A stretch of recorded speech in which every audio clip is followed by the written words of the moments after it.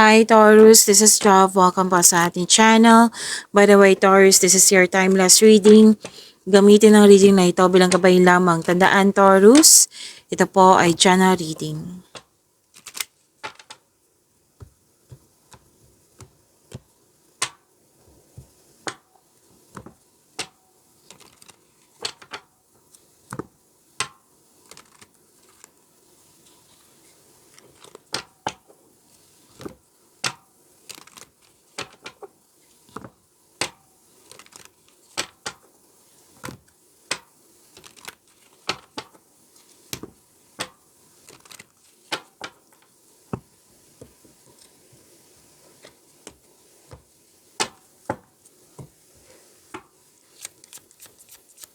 Maraming salamat po sa inyong patuloy na suporta sa mga nag-donate, sa mga hindi nag-skip ng ads. Subscribe na po kayo sa ating channel at click bell notification para updated po kayo sa bagong video natin. Para sa mga gustong magpa-reading po, comment po kayo ng personal reading and check my reply sa comment section.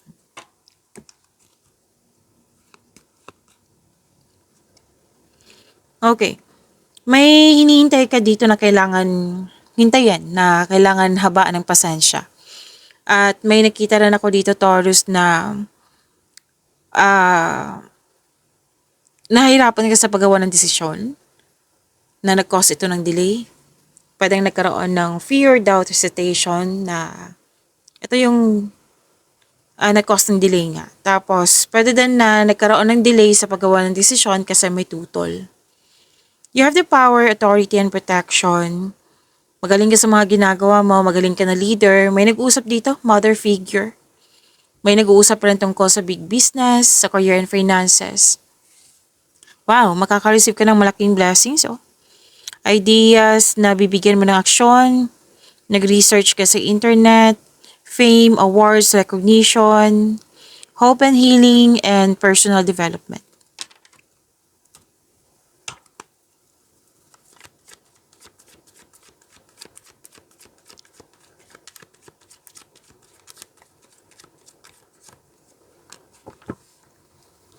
Energy.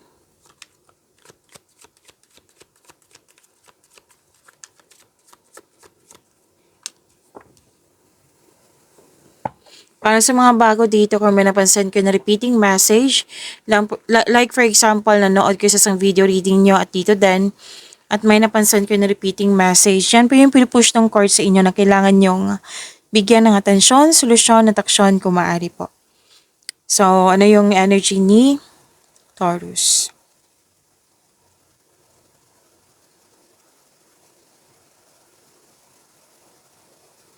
Okay, Taurus, actually, parati ko tong nakikita sa inyong cards na masaya kayo, may success, yes, pero may iniisip kayo dito na loss of connection. Pwedeng na-miss mo siya. Or pwede din na may nangyari sa nakaraan na hindi mo siya basta-basta nakalimutan or natanggap.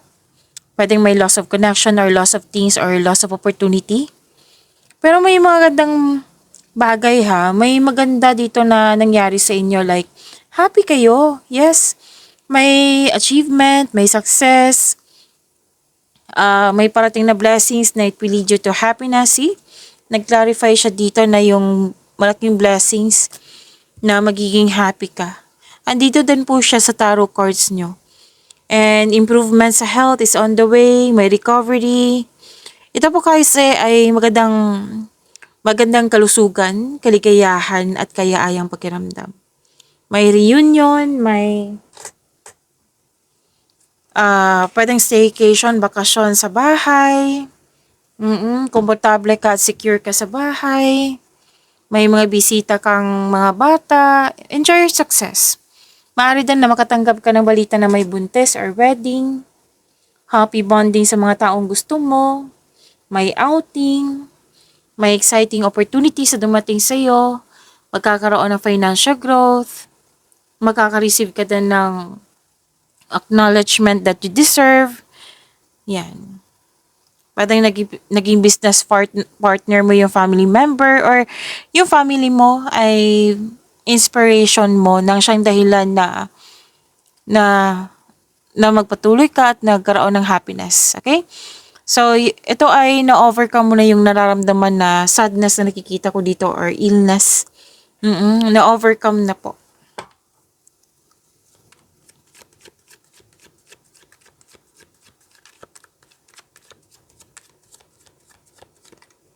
Career and money, Taurus.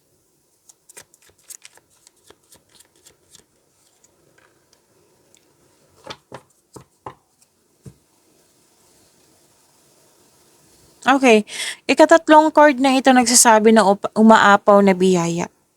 So, claim niyo po, ang ganda nito.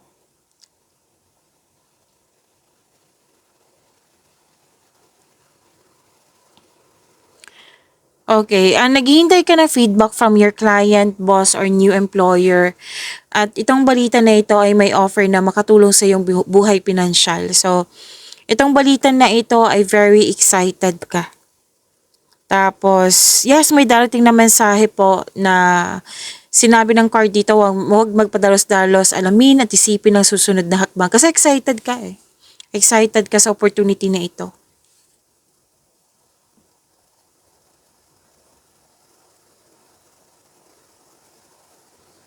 So, parating na job opportunity or any kind of opportunity, may new source of income din ako nakikita dito na makainhan sa inyong kaperahan, of course. So, sinabi ng card dito na huwag palampasin ang pagkakataon na ito. Pero then, enjoy na enjoy ka sa mga ginagawa mo dyan. Masaya kasama yung mga kasamahan mo. Mas magaan kasama. Oo, magaan. Masaya ka sa workplace mo.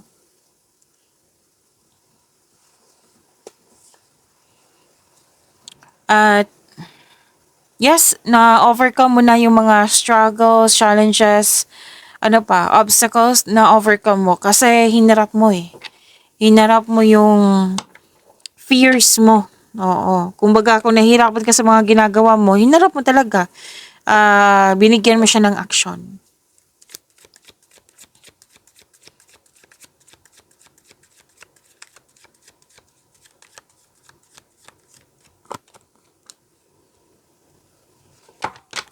Love life, self-love, partnership, and romance, si Taurus.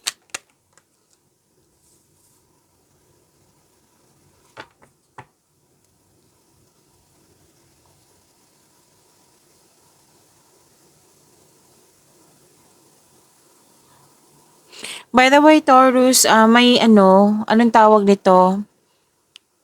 Taurus, may love reading kayo kanina. Kung gusto niyo malaman kung ano yung iniisip ng person mo, panoorin niyo po. Kung hindi niyo mahanap, hanapin niyo po sa channel natin. Dito pa rin sa channel natin, Jav Tarot PH. And yes, panoorin niyo po kung gusto niyo po. And huwag niyo kalimutan na mag-subscribe sa channel natin at i-click yung bell notification para updated po kayo sa reading natin. Inom muna akong tubig ha, sa kailangan.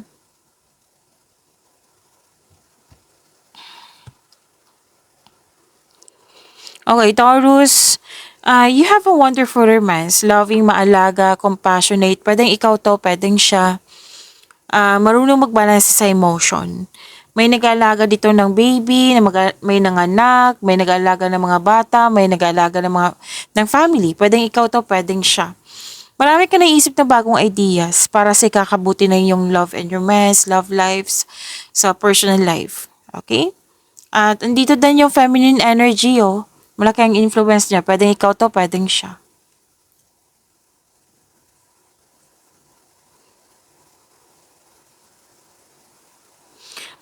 Malakas ang inyong, malakas ang inyong intuition. At may malalaman kayong sekreto. Sekretong mabubulgar ito at magkakaroon ka ng honest conversation. Oo. Kung malapit to sa'yo, like partner mo, magkakaroon kayo ng pag-uusap. Rather than na sa isang tao to na pwedeng maliligaw kasi may nagsabi sa akin maliligaw. So, may madiskubre, may masikretong mabubulgar. Kung malapit to sa'yo, mag-uusap kayo. Kung hindi, parang ang ilan dito na hindi malapit sa inyo, nalaman mo lang, like, nag-keep quiet ka lang. Okay? So, yan po, pag-imani niyo po yung blessings na binigay sa inyo. Taurus, see you tomorrow. Maraming salamat.